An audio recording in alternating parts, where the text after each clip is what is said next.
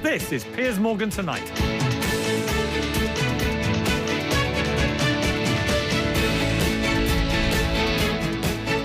Joining me now are some Hollywood folks who know all about addiction. Mackenzie Phillips, the author of High on Arrival, actor Daniel Baldwin, and Howard Samuels, the founder and CEO of the Hills Treatment Center. He's also a clinical psychologist and a recovering addict himself. Before we begin, let's take a clip from Charlie Sheen's latest Ustream show, Sheen's Corner.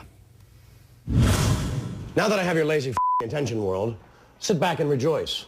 For the Malibu Messiah, the Condor of Calabasas, the warlock of your jealous face sits before you, undigested hummus trading real estate for this fire dance.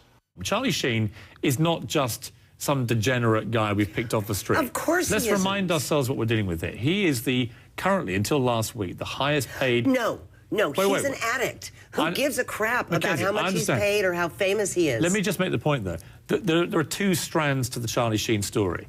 He is an addict, according to you. He denies that, but I can see that the evidence is pretty compelling. He might be. But he also is a hugely successful actor, at the top of his game. Not anymore. He's not at the top of his game. Until he was fired. But there are two sides to the Charlie Sheen story. He's a legitimate news story, certainly a legitimate guy to be interviewing. Right, but if we sort of reframe the way we're looking at him, instead of as a legitimate news story, as a cautionary tale. People are dying on the streets on a daily basis, all over this country, all over the world. And Charlie is basically saying, I cured myself with my mind. You know, that doesn't happen. Ask Dr. Samuels. It doesn't happen. Let me do just that. I mean, when you hear him talk like that, what are you seeing? The classic signs of an addict, in your view? Oh, without question. I mean, what people don't seem to understand is that crack cocaine is probably the most potent drug there is known to mankind when you smoke it. It fries the brain. Now, Charlie has been smoking this drug for a long time, and even he had talked about... Slamming 7-gram rocks. Yeah, exactly, in the pipe. Now, I've treated a lot of hardcore crack addicts. It becomes cocaine psychosis. Okay? They become delusional, they become grandiose, they become entitled, they become just like Charlie Sheen. Let me take you up on that again. You're making a claim about him being a crack cocaine addict. You're making claims about a series of beatings of women, which he disputes. He disputes both those things. His friend Daniel obviously knows him very well and is very worried about what's going to happen to him. The flip side of this, and I come back to his position as a top actor and so on, Charlie Sheen says, look, how I lead my life is my concern.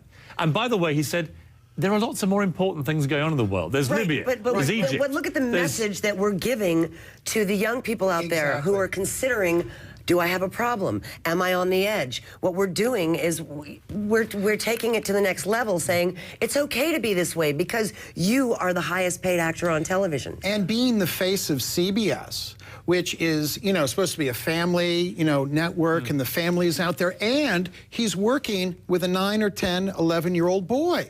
So he comes into the set, he's off a crack run, he's been with a few hookers the night before. What do you think he's talking about with 11-year-old? Well, look, he's certainly... No, I have to take issue with you there. I mean, I really do. But Mackenzie, I mean, look, he's not the first guy that's partied too much in Hollywood. Look, I got fired from one day at a time for partying too much. Let me bring Daniel back into this. Daniel, you've heard let me just, what we've been debating. Obviously, passion's running high here. I did, and let me just say two things.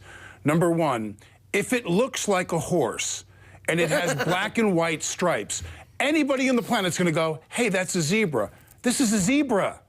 You're not wrong in your speculation. No one here that's watching this awful car about to crash is out of line by speculating it's going to crash and it's on fire. This is a zebra. So make no mistake about it. Forget about all the stories and claims from publicists and representation and lawyers. He's in trouble right now. Period. If it walks like a duck, if it quacks like a duck, it's a duck. Let me ask Daniel and Mackenzie. You both have been in this position. You've both been the zebra. What was it, Daniel, let me start with you. What was it that finally snapped you back into normal life again? I don't think I had ever been afraid of the drug itself before. And I can recall in the last few times that I have been using cocaine, and as the doctor just explained, I was smoking cocaine, which is the most highly addictive.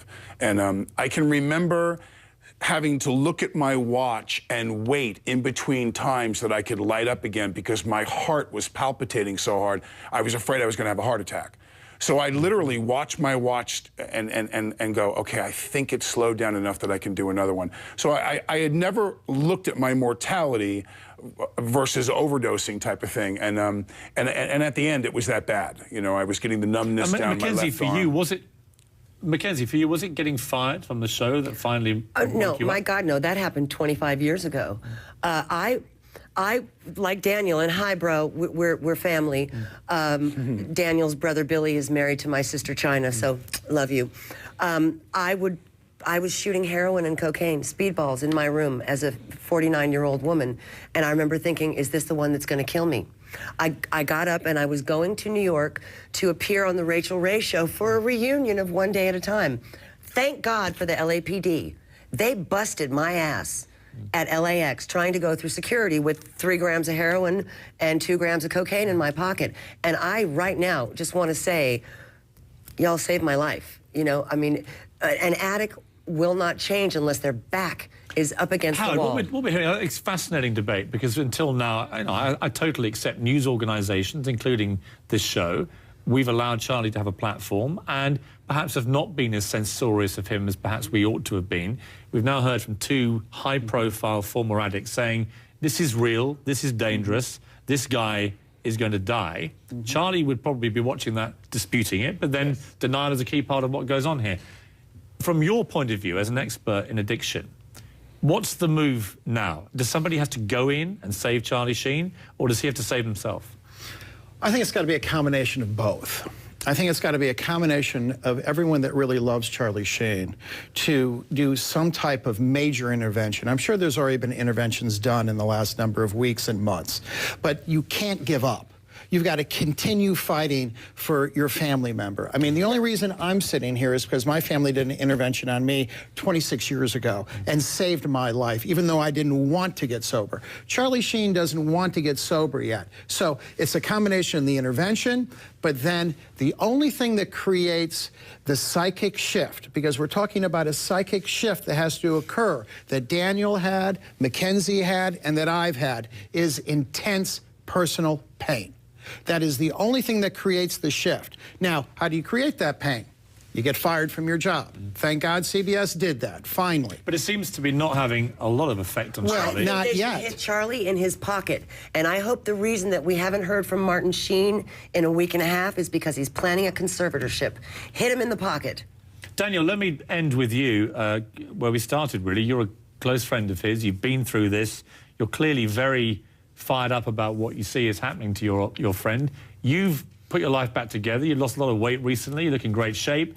Do you worry every day yourself about a relapse? I mean, if Charlie is to go down this road, how difficult is it? It won't be easy for him, as the doctor just mentioned. You know, at the level he's at now, I don't think he even wants any help. One of the most telltale things that came, and I watched the interview, it was actually, I thought you did a great job with it, because when someone's in that stage of denial, you can't push them that hard. You just let him do his thing, and I think that was smart of you.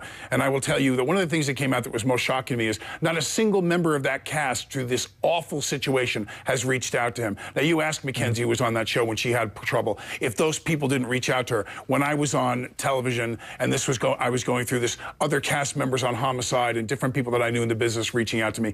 None of them called Charlie. You know why? Because they're so sick and tired of his crap and his denial that he has a problem that they've given up. They're just tired of it.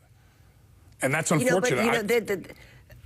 As long as there is still breath in the lungs, there's no reason to give up hope. Right. Am I right, Dr. Samuels? Absolutely. That's why intervention after intervention, in order to wear him down, isolate him, and get a little love in there and let him know that people really love this guy before you die. Well, look, I'm very grateful to all 3 of you for coming in. It's been a very important contribution to this debate. The Charlie Sheen saga continues unabated. I hope we come back in a few weeks and hopefully Charlie's sorted himself out and is back on the path that you guys have taken. So thank you all very much. Thank you, Piers.